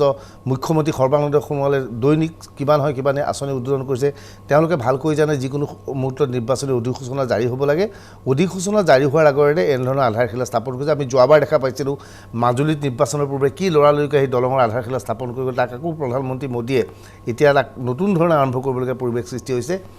এইবোৰ কাৰ্যসূচীয়ে লগতে সৰ্বভাৰতীয় পৰ্যায়ৰ ৰথী মহাৰথীৰ আগমনে বিজেপিক ভোটাৰৰ মাজত কিমান প্ৰভাৱ বিস্তাৰ কৰিব পাৰিব বুলি আপুনি ভাবে কেইবাটা দিশো আছে প্ৰথম কথাতে প্ৰধানমন্ত্ৰী মাননীয় প্ৰধানমন্ত্ৰী পদবীটো বৰ গুৰুত্বপূৰ্ণ গতিকে এই পদবীটো যিধৰণে নৰেন্দ্ৰ মোদী ডাঙৰীয়া নিজৰ দলৰ স্বাৰ্থত ব্যৱহাৰ কৰিলে গতিকে ভাৰতবৰ্ষৰ প্ৰধানমন্ত্ৰী পদবীটো যথেষ্ট নিম্নগামী হ'ল দলৰ স্বাৰ্থত বুলি কিয় ক'লে স্বাভাৱিকভাৱে গোটেই বিষয়টো দেখা গ'ল যে সম্পূৰ্ণ নিৰ্বাচনী স্বাৰ্থত প্ৰধানমন্ত্ৰীয়ে অসমলৈ যোৱা যে বিশেষকৈ তিনিবাৰ যি আহিছে সম্পূৰ্ণ নিৰ্বাচন সন্মুখত ৰাখি তেওঁলোকে যিহেতু ইয়াত সৰ্বানন্দ সোণোৱালৰ বিজেপি দলক ৰক্ষা কৰাৰ প্ৰয়োজন আহি পৰিছে গতিকে নৰেন্দ্ৰ মোদী ডাঙৰীয়াই প্ৰধানমন্ত্ৰী কাৰ্যালয়টো আজি ব্যৱহাৰ কৰিছে আৰু কাৰ্যালয়টো যদি ব্যৱহাৰ আপোনালোকে গোটেই ভালকৈ চালে যায় অসমৰ মানে উপলব্ধি কৰে বুজি পায় যে যিহেতু প্ৰথমবাৰ তেওঁলোকে শিৱসাগৰলৈ আহিলে তাৰপিছত ঢেকীয়াজুলিলৈ আহিলে এতিয়া চিলাপথাৰ আহিল আৰু এই প্ৰত্যেকটো ক্ষেত্ৰত যদি আমি শিৱসাগৰত চাওঁ তেওঁলোকে যিকেইটা ঘোষণা কৰিলে শিৱসাগৰৰ ঘোষণা নহয় ঢেকীয়াজুলিত আহি যিকেইটা ঘোষণা কৰিলে ঢেকীয়াজুলিৰ বিষয় নহয় আজি চিলাপথাৰত গৈ পেলাই যিকেইটা ঘোষণা কৰিলে চিলাপথাৰৰ বিষয় নহয় এই চিলাপথাৰত যদি কিবা এটা উন্মোচন কৰিলেহেঁতেন তেতিয়া আমি ক'লোহেঁতেন চিলাপথাৰত ভাৰতবৰ্ষৰ প্ৰধানমন্ত্ৰী ডাঙৰীয়া আহি পেলাই কিবা এটা কৰিছে চিলাপথাৰত গৈ পেলাই তেওঁ মাকুমৰ কথা ক'লে বঙাইগাঁৱৰ কথা ক'লে ধেমাজিৰ কথা ক'লে শুৱালকুছিৰ কথা ক'লে এই গোটেই বিষয়বিলাক সম্পূৰ্ণ ৰাজনীতি গতিকে এই গোটেই কথা চিলাপথাৰৰ যি কাৰ্যসূচী আছিল সেই কাৰ্যসূচীৰ অধীনত শুৱালকুছিটো শিৱসাগৰত কোনো এটা নিৰ্বাচনী ৰাজনীতি কৰিছে নিৰ্বাচনী সভা কৰিছে চৰকাৰৰ ৰাজহুৱা ধন খৰচ কৰি ৰাইজৰ ধন খৰচ কৰি নিৰ্বাচনী সভাত তেওঁ শুৱালকুছি অভিযান্ত্ৰিক মহাবিদ্যালয় উন্মোচন কৰিছে মুকলি কৰিছে তেওঁ আহি পেলাই বঙাইগাঁও BRPLৰ ইনমেক্স ইউনিট মুকলি কৰিছে তেওঁ এই বক্তব্যবিলাক স্বাভাৱিক ৰাজনীতি এতিয়া প্ৰথম কথা আমি যদি ভালকৈ চাই মানুহে বুজি পায় যে 2014 চনত ভিছন 30 কৰিছিলে 2014 চনত ভিছন 30 ঘোষণা কৰিলে আমি ভাল পাইছিলোঁ আমি ইয়াতে আপোনাৰ লগত আমি আলোচনা কৰিছিলোঁ আগতে গতিকে 2014 চনত ভিছন 30 কৰিলে এটাও কাম তেওঁলোকে নকৰিলে NRLত তেওঁলোকে এটা বেম্বো প্লেণ্টেশ্যন কৰাৰ বাহিৰে আজি তেওঁ ঘোষণা কৰিছে 6 বছৰৰ পিছত যে BRPLৰ ক্ষেত্ৰত ইনমেক্স ইউনিট ঘোষণা কৰা হ'ব ঘোষণা এইটো এটি জাষ্ট ঘোষণা এই গোটেই কিবা এটা কৰিব লাগিব কিবা ক'ব লাগিব সেই গোটেই কাৰণে ক'বলগীয়া আছে কাৰণ BRPL বঙাইগাঁও গোটেই এৰিয়াত হাগ্ৰামা মহিলা এই তেওঁলোকৰ লগত নাই গতিকে সেইখিনি তেওঁলোকে হাতত আনিব লাগিব গতিকে বঙাইগাঁৱক এটা ইম্পৰ্টেণ্ট দিবলগীয়া হ'ল বেলেগ ঘটনা নাই গতিকে তেওঁলোকে এই কথাটো ক'লে আজি শুৱালকুছিত চিকিৎসা অভিযান্ত্ৰিক মহাবিদ্যালয় মুকলি কৰিব লাগে বুলি তেওঁ তাত ঘোষণা নকৰিলে এইটো অসম চৰকাৰৰ বিষয় এটা এইটো কেন্দ্ৰৰ অভিযান্ত্ৰিক মহাবিদ্যালয় নহয় নৰেন্দ্ৰ মোদী ডাঙৰীয়াৰ দিল্লীৰ পইচাত এই অভিযান্ত্ৰিক মহাবিদ্যালয়খন নহয় এইখন হ'ব অসমৰ ৰাইজৰ টকাত অসমৰ টকাত আজি ধেমাজিত আজি প্ৰায় 4 বছৰ আগতে প্ৰকৃতত 8 বছৰমান আগতে ধেমাজিত ইঞ্জিনিয়াৰিং কলেজত দাবী কৰি আহিছিল আমিও তাত জড়িত হৈছিলোঁ আজি 4 বছৰ আগতে ঘোষণা কৰাৰ পিছত আজি ক্লাছ হ'ল খুব ভাল কথা কিন্তু প্ৰশ্নটো হ'ল এই কথা মুকলিকৈ আলোচনা কৰাৰ প্ৰয়োজন অসমত এতিয়া 23খন ইঞ্জিনিয়াৰিং কলেজ আছে ব্যক্তিগতকৰণ আৰু প্ৰাইভেট আৰু চৰকাৰী মিলি এই 23খন মহাবিদ্যালয়ৰ পৰা 830 জন প্ৰায় 8,500 অভিযন্তা প্ৰত্যেক বছৰে ওলায় আচ্ছা চৰকাৰে ক'ব পাৰিব নেকি 8,500 প্ৰত্যেক বছৰে সংস্থাপনৰ চৰকাৰে ক'ৰবাত ইণ্ডাষ্ট্ৰী বা কিবা কৰি দিছে গতিকে এই গোটেই বিষয়বিলাক বাদ দি পেলাই কেৱল শ্লোগান ধৰ্মী যি বক্তব্য অসমৰ মানুহে উপলব্ধি কৰিছে গতিকে এই যিটো এইবোৰ তেওঁলোকৰ এনেধৰণৰ আগমনে ৰথী মহাৰথী এনেধৰণৰ আগমনে বিজেপিৰ কিবা সপক্ষে বিজেপিৰ সপক্ষে ধোঁৱা আনিব পাৰিব নেকি আজি বিজেপি বিপক্ষে হ'ল স্বাভাৱিকভাৱে যিটো সময়ত আমি আগতে আলোচনা কৰিছোঁ যে প্ৰধানমন্ত্ৰী দুবাৰ তিনিবাৰকৈ লাকো আহিম বুলি ক'লে গৃহমন্ত্ৰী আগতে আহি গ'ল আকৌ তেওঁ আহিব ইতিমধ্যে তেওঁ কোকৰাঝাৰ বা বঙাইগাঁও এৰিয়াটো আহি গ'ল গতিকে এই গোটেই বিষয়বিলাকে স্পষ্ট কৰিছে অসমৰ মানুহে উপলব্ধি কৰিলেই ভোটাৰে উপলব্ধি কৰিছে মানুহ বুলি নকওঁ ভোটাৰে উপলব্ধি কৰিছে বিজেপি যথেষ্ট দুৰ্বল হৈছে সৰ্বানন্দ সোণোৱাল আৰু হিমন্ত বিশ্ব বিজেপি দুৰ্বল হৈছে বুলি কোৱাৰ পিছতো দেখা গ'ল 3 লাখ মানুহৰ আগমন ঘটিছে বুলি তেওঁলোকে দাবী কৰে স্বাভাৱিকভাৱে প্ৰধানমন্ত্ৰী তেওঁলোকে ঘোষণা কৰিব 3 লাখ মানুহ ইমান সহজ নহয় আজি যদি আমি চাওঁ জৰ্জ ফিল্ডখন বহুত মানুহ বুলি কয় জৰ্জ ফিল্ডখন যদি আমি স্কেল মাৰি আপুনি গুচি চাই তাৰ 38,000 মানুহতকৈ ওপৰত বেছি মানুহ নহয় আজি চানমাৰী ফিল্ডখন বহুতে কয় যে 20-40,000 হ'ল চানমাৰী ফিল্ডত 8,000 মানুহ ওপৰত নহয় যদি স্কোৱাৰ ফিটত জুকি যায় 3 লাখ মানে বিশাল ইভেন খানাপাৰা ফিল্ডতো নহয় গতিকে এই গোটেই কথাবিলাক মানুহ কিমান আছে কথা নহয় মানুহৰ মন কিমান বিজেপিৰ লগত আছে সেইটো মুখ্য বিষয় মই যাম কমল মেধি আপোনাৰ ওচৰত যাব বিচাৰিছোঁ হয় যে আজি সভালৈ ৰেল যোগেও মানুহ অনা হৈছে আৰু এইখন ধেমাজিত হৈছে যে মানুহখিনি বগীবিল দলংখন হৈ যোৱাৰ লগে লগে ধেমাজি মৰাণ শিৱসাগৰ টিংখং আদিৰ পৰা মানুহ অনা হৈছে এইপিনৰ পৰা লখিমপুৰৰ পৰা আৰম্ভ কৰি ধেমাজি ঢকুৱাখানা আদি সমষ্টিৰ পৰা মানুহ অনা হৈছে কিন্তু মানুহ অনাটো ডাঙৰ কথা নহয় কিন্তু বিজেপি নেতৃত্বই ভাবে যে মানুহ সন্মুখত থাকিলে সেয়াৰ পৰা এটা বাৰ্তা যায় যে বৃহৎ সংখ্যক লোক বিজেপিৰ সপক্ষে আহিছে কমল মেধি কি ভাবে যে এনেধৰণৰ মানুহৰ আগমন যদি মানুহ গোটাই মানুহ সংগ্ৰহ কৰি মানুহৰ মাজত প্ৰভাৱ বিস্তাৰ কৰিবলৈ তেওঁলোক সক্ষম হ'ব নেকি শিৱসাগৰত যেদিনা জেৰেঙা পথাৰত প্ৰধানমন্ত্ৰী ডাঙৰীয়া আহিছিলে মই ৰাতিপুৱা টিভি চাই আছোঁ প্ৰধানমন্ত্ৰী আগমনৰ ঠিক আগে আগে আপোনালোকৰ নিউজ চেনেলবিলাকে মানুহবিলাকক সুধি ফুৰিছে যে ক'ৰ পৰা আহিছে মই দেখিলোঁ সেইখিনি সময়তে এজনে কৈছে মই বঙাইগাঁৱৰ পৰা আহিছোঁ আপুনি চাওক অসমৰ ভূগোল চাওক আপুনি মেপখন চাওক ক'ত বঙাইগাঁও আছে ক'ত শিৱসাগৰৰ জেৰেঙা পথাৰ আছে তাৰমানে বঙাইগাঁৱৰ পৰাও যদি মানুহ গৈছে তেনেহ'লে ওচৰৰ পাজৰৰ জিলাকেইখনৰ পৰা যে মানুহ আহিছে এইটোতো নিশ্চিত আৰু এই ইমানখিনি মানুহ অহাৰ পিছতো তেওঁলোকৰ কথাৰ পৰা ওলাইছে যে তাত 50,000 মানুহ গোট নাখালে আজি যে তাৰ পিছত ঢেকীয়াজুলিৰ সভাত তেওঁলোকে টাৰ্গেট দিলে টাৰ্গেট দিয়াৰ পিছত আমি দেখিছোঁ তাত যিবিলাক মেল মিটিং হৈ যোৱাৰ পিছত যিবিলাক পাৰ্শ্বজ্যোতি ওলাল আপোনালোকৰ সংবাদ মাধ্যমত তাত ক'লে যে পইচাক লৈ কাজিয়া হৈছে চাইকেল সমদলবিলাক যে হিমন্ত বিশ্ব শৰ্মাই কৰে সিদিনাও দেখিছোঁ এটা খুব ভাইৰেল হৈছে ছ'চিয়েল মিডিয়াত যে 500 টকাকৈ দিম বুলি কৈছিলে দালাল এটাই আকৌ খাই দিলে মাজত 200 টকাকৈ তাৰমানে কি মানুহ কিমান হৈছে বিজেপিৰ সভাত সেইটো একেবাৰে গণনা কৰিব নোৱাৰি এইকাৰণে যে তেওঁলোকে দেককৈ মানুহ হাজিৰা দি আনে টকা পইচা দি আনে আজি আমি নতুন ৰাজনৈতিক দল এটা ৰাইজৰ দল গঠন কৰিছোঁ মই গোটেই প্ৰত্যেক দিনে সভা সমিতি কৰি আছোঁ আমাৰ মিটিঙত 1,000 মানুহ হোৱা আৰু তেওঁলোকৰ মিটিঙত 20,000 বা 25,000 মানুহ হোৱাৰ মাজত বেছি পাৰ্থক্য নাই কাৰণ আমাৰ মন্ত্ৰীগত 1,000 যে মানুহ আহে আপুনি নিশ্চিত থাকিব বা সকলোৱে জানে এইটো কথাটো যে তেওঁলোকে স্বতঃস্ফূৰ্তভাৱে আহিছে ক'ৰবাত এটা ঘোষণা শুনিছে বা ক'ৰবাত এখন পোষ্টাৰ দেখিছে সেই স্বতঃস্ফূৰ্তভাৱে আহি আমাৰ মিটিঙত চামিল হৈছে তেওঁলোকে আমাৰ মিটিঙলৈ আহি দিনটোৰ হাজিৰা হেৰুৱাইছে বা তেওঁলোকৰ কৰ্মৰ পৰা তেওঁলোক আঁতৰি আহি তাত আহিছে আমি না খুৱাব পাৰোঁ বা তেওঁলোকক কিবা কৰিব একো নহয় কাৰণ কেৱল আমাৰ কথা শুনাৰ আগ্ৰহত তেওঁলোক আহিছে বা এটা পৰিৱৰ্তনকামী নতুন ৰাজনীতিৰ চামিল হ'বৰ কাৰণে আহিছে নতুন নতুন কথা শুনিবৰ কাৰণে তেওঁলোক আহিছে গতিকে সেইখিনি মানুহ আৰু এইখিনি মানুহৰ মাজত আকাশ পাতাল পাৰ্থক্য গতিকে মানুহৰ কথাটো আপুনি সুধিছে মানুহৰ প্ৰদৰ্শন কৰা শাসক দল যিয়ে নাথাকক কিয় শাসক দলৰ এটা হয় যেতিয়া শাসনত থাকে তেওঁলোকৰ গোটেই প্ৰশাসনটো তেওঁলোকৰ লগত থাকে আৰু আৰ পি শৰ্মা ডাঙৰীয়া যিটো কৈছে যে আজি প্ৰধানমন্ত্ৰীয়ে এটা অতি অগণতান্ত্ৰিক কথা ঘোষণা কৰি থৈ গ'ল যে মাৰ্চৰ 7 তাৰিখৰ ভিতৰত নিৰ্বাচনী অধিসূচনা হ'ব পাৰে সেইটো ময়ো তেতিয়া চাই থাকোঁতে ভাবি আছোঁ যে এইটো ইলেকশ্যন কমিশ্যন এটা স্বতন্ত্ৰ বস্তু প্ৰধানমন্ত্ৰীয়ে কেনেকৈ এটা জানিব পাৰে যে 7 তাৰিখৰ ভিতৰত অধিসূচনা হ'ব গতিকে এই গোটেই ব্যৱস্থাটো হ'ল তেওঁলোকে প্ৰশাসন গোটেই স্বতন্ত্ৰ সংস্থাবিলাককো নিজৰ অধীনত নিছে প্ৰশাসনটোক সম্পূৰ্ণভাৱে ব্যৱহাৰ কৰিছে টকা পইচা ব্যৱহাৰ কৰিছে কালি আপোনালোকৰ বহুত নিউজ চেনেলত মই দেখিলোঁ গুৱাহাটীৰ AS01 ৰেজিষ্ট্ৰেশ্যনৰ গাড়ী গোটেই ধেমাজিত ভৰ্তি হৈ গৈছে আপুনি গোটেই আৰু হিমন্ত বিশ্ব শৰ্মা য'ত যায় মোক কৈছে যে সদিয়াতো যদি হিমন্ত বিশ্ব শৰ্মাৰ মানুহ মানে মিটিং থাকে জালুকবাৰী সমষ্টিৰ পৰা কিছুমান ফিক্স মানুহ যাবই মানুহ যাবই তাৰমানে এটা টেণ্ট হাউচৰ দৰে কথা গতিকে তেওঁলোকে এটা ইভেন্ট মেনেজমেণ্ট কৰিছে আপুনি ক'ব পাৰে যে মানুহৰ এইটো স্বতঃস্ফূৰ্ত আগমন নহয় এটা ইভেন্ট মেনেজমেণ্ট কৰিছে টকা পইচা আছে এই ইভেন্ট মেনেজমেণ্টে অন্যান্য সমষ্টিত প্ৰভাৱ পেলাব নেকি যে ইভেন্ট মেনেজমেণ্ট দেখি তেজপুৰৰ মানুহে ভাবিব বা বিজেপিৰ সভাত ইমান মানুহ যোৰহাটৰ মানুহে ভাবিব বিজেপিৰ সভাত এটা কথা আপুনি স্পষ্ট কৰক যিজন মানুহে গৈছে তেওঁ কিন্তু জানে যে মই 500 টকাৰ কাৰণে আহিছোঁ বস্তুটো বুজি পাইছে নাই আজি দূৰৰ মানুহে এটা প্ৰভাৱ পৰিব বহু মোদী ডাঙৰীয়াৰ মিটিঙত ইমান মানুহ হৈছে কিন্তু নিজে যিয়ে কৈছে সি জানে যে 500 টকাৰ কাৰণে মই আহিছোঁ 500 টকা নোপোৱাৰ মানে কাজিয়া হৈছে ছ'চিয়েল মিডিয়াত এই কথা ভাইৰেল হৈ গৈছে তাৰমানে সম্পূৰ্ণভাৱে হাজিৰা দি অনা মানুহ তাৰমানে সঁচা সঁচিকৈ বিজেপি দেখাত যদিও বিৰাট বাগৰম্বৰ এটা চলি আছে কিন্তু মই দেখিছোঁ যে বিজেপি সাংঘাতিক এটা ক্ৰাইচিছৰ ভিতৰত আছে আৰু সেইকাৰণে প্ৰধানমন্ত্ৰী ডাঙৰীয়া যে বাৰে বাৰে দৌৰি আহিছে ইমান এজন দেশৰ মুখ্য তেখেত শাসন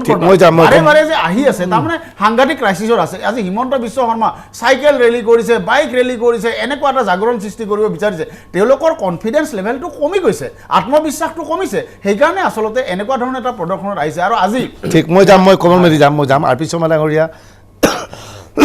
আপোনালোকে সকলোৱে কৈ আছে আজি এতিয়া কমল মেধিও ক'লে বিশেষকৈ কংগ্ৰেছৰ ফালৰ পৰা কৈছে যে বিজেপি শংকিত সেইকাৰণে বাৰে বাৰে তেওঁলোকৰ নেতাক মাতি আছে কিন্তু বাস্তৱিকতে দেখা গ'ল এইটো শংকিত বুলি মই নকওঁ মই কৈছোঁ মই শংকিত বুলি নকওঁ এইবাবে যোৱাবাৰ যেতিয়া নিৰ্বাচন হৈছিল যে বিজেপি ক্ষমতাত নাছিল তেতিয়াও নেতা পালি নেতাৰ সাংঘাতিক ধৰণৰ আগমন ঘটিছিল যিটো কমল মেধিয়ে ক'লে যে ইভেণ্ট মেনেজমেণ্ট এটা বিজেপিয়ে এতিয়া সকলো মন্ত্ৰীক আমি দেখিছিলোঁ দিল্লী বিধানসভা নিৰ্বাচনত সমগ্ৰ মন্ত্ৰীসভা লগাই দিছিল বিজেপি শাসিত প্ৰতিখন ৰাজ্যৰ মুখ্যমন্ত্ৰীক প্ৰেৰণ কৰিছিল তথাপিও তাত বিজেপি পৰাভূত হৈছিল এতিয়া এই যে মানুহবিলাক আহিছে ব্যাপক হাৰত যেনেকৈ আহিছে তেনেকৈ কংগ্ৰেছৰো অনাৰ কেপাচিটি আছে কংগ্ৰেছৰ বিভিন্ন নেতাক অসমলৈ আনিব পাৰে বিজেপিৰ নিচিনা এগ্ৰেছিভ বা আক্ৰমণাত্মক ধৰণে আপোনালোকে প্ৰচাৰ কৰিবলৈ আগবাঢ়ি নাহে কিয় এটা ৰাষ্ট্ৰীয় দল হিচাপে আমাৰ এইটো শোবাজিত কংগ্ৰেছ নাই চাওক হেলিকপ্টাৰ উৰাই শোবাজি কৰি আৰু বয়ঙৰ পৰা শিৱসাগৰলৈ মানুহ লোৱা নাই আপোনালোকৰ ছত্তীশগড়ৰ মুখ্যমন্ত্ৰীও দেখোন ইয়াত হেলিকপ্টাৰ ইউজ কৰি আছে নাই হেলিকপ্টাৰ ইউজ কৰিছে এজনে কৰিছে বা দুইজনে বা চাৰিজন পাঁচজনে কৰিব বিৰোধী আপোনাৰ 20-25-30জনে কৰিব কৰি আছে এতিয়া উৰা আৰম্ভ হৈছে আৰু এটা কথা কওঁ প্ৰধানমন্ত্ৰী ডাঙৰীয়া বিজেপি সেইকাৰণে শংকিত হৈছে বুলি কৈছোঁ মাটিৰ পট্টা HDC বা DCয়ে দিয়ে উপায়ুক্তই দিয়ে বেছি ৰাজমন্ত্ৰী দিয়ে হয়তো বেছিভাগ দেখাবলৈ মুখ্যমন্ত্ৰী দিয়ে প্ৰধানমন্ত্ৰী আহি মাটিৰ পট্টা বিলোৱা শিৱসাগৰত এইটো ডাঙৰ উদাহৰণ ভাৰতৰ ইতিহাসত আৰু অসমত আমি শুনা নাছিলোঁ 68 লাখ পৰিবাৰ আছে অসমত তাৰ ভিতৰত 60 লাখ কংগ্ৰেছ আমলত বা অন্যান্য দলৰ আমলত দিয়া হৈছিল বিজেপি আমলত এতিয়া 45 নে 50 হাজাৰ দি 2 লাখৰ ঢোলতাল প্ৰীতি আছে তা মাটি পট্টা দিবলৈ যেতিয়া প্ৰধানমন্ত্ৰী নামিছে শিৱসাগৰত তাৰ মানে হ'ল যে শংকিত যথেষ্ট হৈছে ভয় হৈছে আৰু হোৱা নোৱা কথা কৈ তেওঁলোকে এতিয়া য'তে ত'তে হেলিকপ্টাৰ নামাই আৰু এটা কথা মই এটা কথা সম্পূৰ্ণ কৰি দিওঁ ডেকাজুলি যি মিটিং হ'ল তাত হিমন্ত বিশ্ব শৰ্মা ডাঙৰীয়ে ক'লে 4.5 লক্ষ মানুহ ভিতৰত আছিলে আৰু 1.5 লক্ষ বাহিৰত আছিলে 1.5 লাখ তাত এটা ফুটবল ফিল্ড হয় 11 বিঘাৰ জেনেৰেলি ফুটবল ফিল্ড হয় ধৰিলোঁ 20 বিঘাই আছে 20 বিঘা কিমান যাব হাৰ্ডলি 20,000 25,000 যাব 1 লাখ 20,000 বা 25,000 যিয়ে ধৰক 1 লাখ আপোনালোকৰ ৰাহুল গান্ধীৰ সভাতকৈতো বেছি মানুহ হৈছে ৰাহুল গান্ধী তো 75 জিলাৰ উপায়ুক্ত ডিসি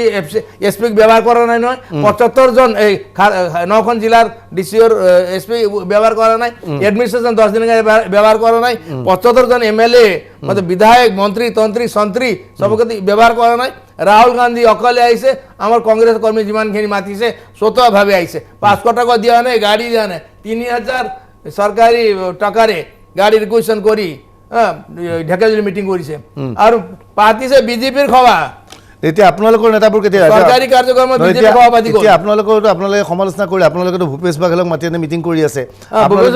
বাঘেল কি আমি সৰকাৰি টাকাৰে কৰি আছো নেকি এতিয়া আপুনি চৰকাৰত নাই গতিকে চৰকাৰী কাৰ্যসূচী কেনেকৈ গ্ৰহণ কৰিব গতিকে চৰকাৰৰ টকাৰে বিজেপি মিটিং কৰি দিলে ঢেকাজুলিত আৰু কৈ দিলে 6 লক্ষ মই ক'লো যে 6 লক্ষ মান যে খেইফিল্ডত সোমাব লগা হয় সীতাক চাবলৈ যেনেকৈ হনুমান গৈছিল মাখিৰ ৰূপ লৈ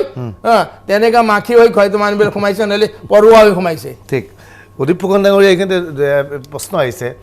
যে তেওঁলোকে এগ্ৰেছিভলি প্ৰচাৰ চলাই আছে আপোনালোকে বাৰে বাৰে কৈছে তেওঁলোক চিন্তিত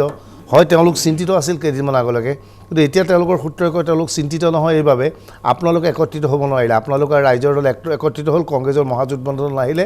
আপোনালোক থিয় হোৱাৰ লগে লগে কংগ্ৰেছ ক্ষতিগ্ৰস্ত হ'ব বিজেপিৰ নিজৰ ভোট একেলগে থাকিব গতিকে তেওঁলোক চিন্তিত হোৱাৰ কাৰণ নাই তেওঁলোক এতিয়া চিন্তামুক্ত হৈছে আপোনালোকৰ আগমনৰ বাবে আপুনি কি কয় এনেকুৱা কথা তেওঁলোকে ক'বই কাৰণ তেওঁলোকে এতিয়া সাহসটো দেখুৱাবলগীয়া হৈছে কাৰণ ইতিমধ্যে সমগ্ৰ অসম আমি ঘূৰিছোঁ গোটেই ৰাইজ ইতিমধ্যে একত্ৰিত হৈ যে বিজেপিক উৎখাত কৰাৰ কাৰণে বিজেপিক উৎখাত কৰিবলৈ কাক দিব এতিয়া লুৰিণজ্যোতি গগৈক দিব নে অখিল গগৈক দিব নে কোনো ৰাজ্যত অকল এটা বা দুটা পাৰ্টি নাই আৰু কোনো ৰাজ্যত আজি যদি বিজেপি শাসনত নথকা ৰাজ্যবিলাকত অকল দুটা পাৰ্টি নাই যে অকল বিজেপি ঘূৰাবৰ কাৰণে চব একত্ৰিত হৈছে স্বাভাৱিকভাৱে এই গোটেই এটা পৰিণতি নহয় সময়ত অংকত বেলেগ বেলেগ হ'ব পাৰে সময় আছে কিন্তু এই কথাটো স্পষ্ট যে সকলোৱে যদি বিজেপি বিৰোধী হিচাপে চিন্তা কৰিছে আগবাঢ়ি আহিছে এই ৰাজনৈতিক অংক বিভিন্ন সময়ত বিভিন্ন হ'ব কিন্তু মই এটা কথা মই মুকলিকৈ ক'ব বিচাৰিছোঁ আজি য'ৰ পৰা আছে তাৰপৰা খুব চাইনা বৰ্ডাৰ খুব বেছি 29 কিলোমিটাৰ যিটো মই চাইনাৰ আগ্ৰাসন হৈছে এটা বক্তব্য ভাৰতবৰ্ষৰ প্ৰধানমন্ত্ৰীগৰাকী আহি যদি প্ৰধানমন্ত্ৰী হিচাপে আহিছে বিজেপি দলৰ নেতা নহয় প্ৰধানমন্ত্ৰী হিচাপে যদি আহিছে এবাৰ অন্ততঃ চিলাপতা বা ধেমাজি বা সেই গোটেই মানুহখিনিক আশ্বাস দিব মানে এটা সাহস দিব পাৰিব লাগিছিল একজেক্টলি যে আমি বৰ্ডাৰত থিয় হৈ পেলাই চাইনাক এবাৰ চকুত থৈ পেলাই ক'ব পাৰিব লাগিছিল এটা দুৰ্বল প্ৰধানমন্ত্ৰী হিচাপে পৰিচিত হ'ল ৰাজনৈতিক ব্যক্তি হিচাপে পৰিচিত হ'ল গতিকে এই গোটেই প্ৰক্ৰিয়াটো স্পষ্ট যে বিজেপি নামৰ দলটো এতিয়া চৰকাৰখনক জড়িত কৰিছে দিল্লীক জড়িত কৰিছে দিছপুৰক জড়িত কৰিছে জড়িত কৰি আগবাঢ়িব লগা কথাটোৱে মানুহক স্পষ্ট কৰিছে যে তেওঁলোকে দুৰ্বল হৈছে আপোনাৰ প্ৰশ্নটো স্পষ্ট তাতেই যে এই চৰকাৰখনে যদি ভাবিছে যে তেওঁলোকে অকলে মানে আমি চব অকলে হ'ব পৰা নাই একেলগ হ'ব পৰা নাই তেওঁলোকে অকলে আমাক পাৰিব কিন্তু সেই কথাটো একদম স্পষ্ট যে তেনেকুৱা আমি ৰণকৌশল প্ৰস্তুত কৰিছোঁ আমি সময়ত ৰাইজেও তেনেকৈ ৰণকৌশল প্ৰস্তুত কৰিছে আমি স্পষ্ট যে বিজেপি বিৰোধী এটা ঐক্যবদ্ধ শক্তি ই আঞ্চলিকে হওক বা বিজেপি বিৰোধীয়ে হওক এই গোটেই কথাখিনি এটা ধাৰাবাহিকভাৱে আৰম্ভ হ'ব অতি কম দিনৰ ভিতৰতে নাই আৰু উত্তৰ অসমত আজি আহিছে উত্তৰ অসমৰ ইছ্যুবিলাক কি আছিল 2014 চনত নৰেন্দ্ৰ মোদী যেতিয়া প্ৰধানমন্ত্ৰী হ'ল তাৰ আগৰ উত্তৰ অসমৰ ইছ্যুবিলাক কি আছিল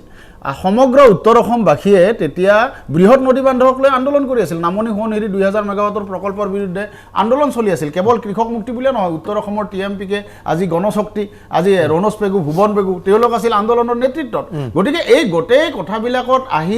ৰাজনাথ সিং বিজয় চক্ৰৱৰ্তী আমাৰ ৰঞ্জিত দত্ত গোটেই বিজেপিৰ নেতাসকলে আহি গেৰুকামুখ প্ৰকল্প বিজেপি চৰকাৰ আহিলে আমি ভাঙি দিম বুলি কৈছিলে আৰু এতিয়া বাতৰি ওলাইছে যে 22 চনৰ ভিতৰত তেওঁলোকে সম্পূৰ্ণ কৰিব সদায় নদী বান্ধৰ সামগ্ৰী গৈ আছে নদী নিৰ্মাণ কাৰ্য চলি আছে আৰু গোটেই জাতীয় সংগঠনবিলাকৰ লগত যি আলোচনা হৈছিলে সেই জাতীয় সংগঠনবিলাকৰ আলোচনাৰ চৰ্তবিলাক সম্পূৰ্ণৰূপে বুঢ়া আঙুলি দেখুৱাই একদম মানে নিজৰ ইচ্ছামতে খুচিমতে তেওঁলোকে নদী বান্ধ নিৰ্মাণৰ কাম চলাই আছে অৰ্থাৎ উত্তৰ অসমৰ কাৰণে এটা ডাঙৰ ইছ্যু আছিলে বৃহৎ নদী বান্ধ আজি তেওঁলোকে বিভিন্ন ধৰণে খেলিছে আজি ৰণোজ পেগু ভুৱন আজি ক'বলৈ দুখ লাগে এটা সময়ত আমাৰ আন্দোলনৰ সতীৰ্থ আছিল তেওঁলোকে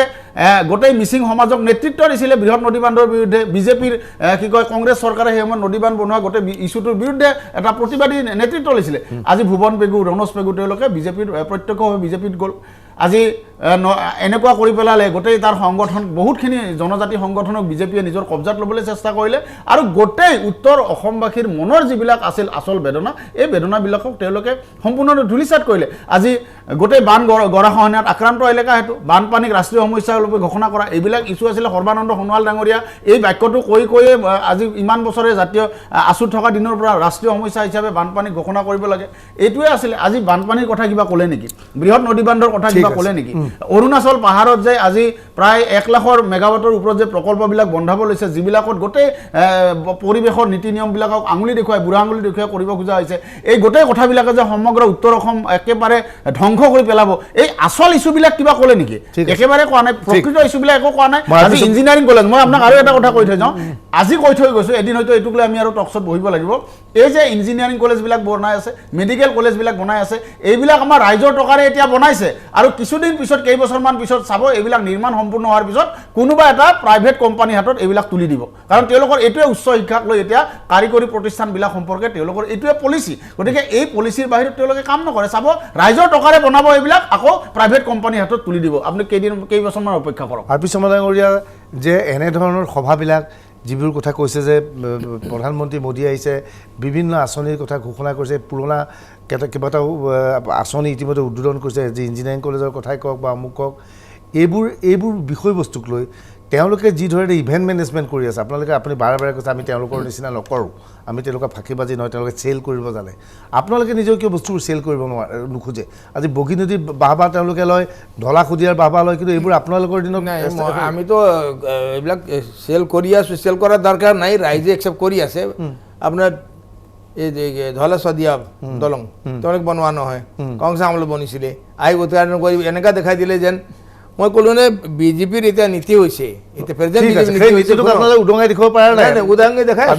ৰাইজে জানে শৰাইঘাটৰ পৰা দ্বিতীয়খন দলং হৈ গ'ল এখন আপোনালোকৰ দিনত হৈছিল চাইনাৰ পৰা মাল আনি ইয়াত বস্তু আনি ইয়াত মেড ইন ইণ্ডিয়া বা মেড বাই বিজেপি কৰি ছাপ্পা মাৰি বিক্ৰী কৰা দল হৈছে বিজেপি এতিয়া অন্নয় বনোৱা আজি যোনটো আপোনাৰ এই হিমাচলত আপোনাৰ অটল সুৰংগ বনা হ'ল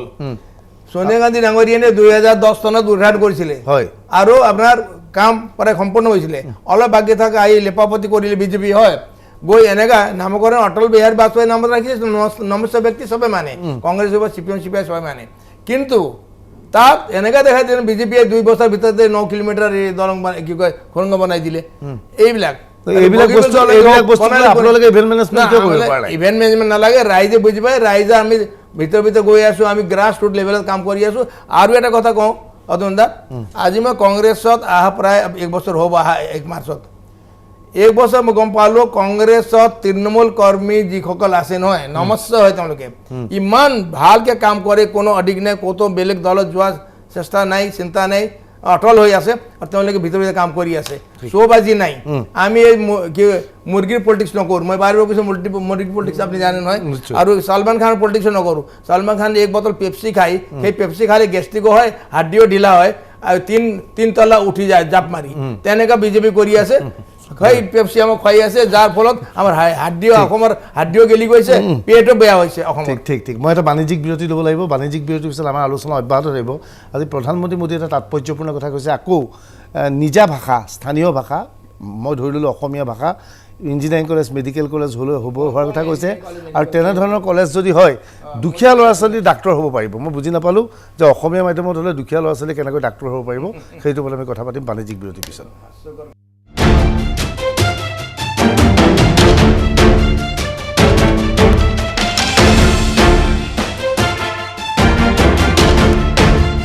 আজি এই অনুষ্ঠানলৈ বিজেপিৰ প্ৰতিনিধিক আমন্ত্ৰণ জনোৱা হৈছিল যদিও কিবা বিশেষ কাৰণত শেষ মুহূৰ্তত বিজেপিৰ প্ৰতিনিধিয়ে অংশগ্ৰহণ কৰিব নোৱাৰিলে যি কি নহওক নিৰ্বাচনৰ এই বতৰত এইদৰে ৰথী মহাৰথীৰ আগমনে স্বাভাৱিকতে বিজেপিক কিছু লাভান্বিত কৰিব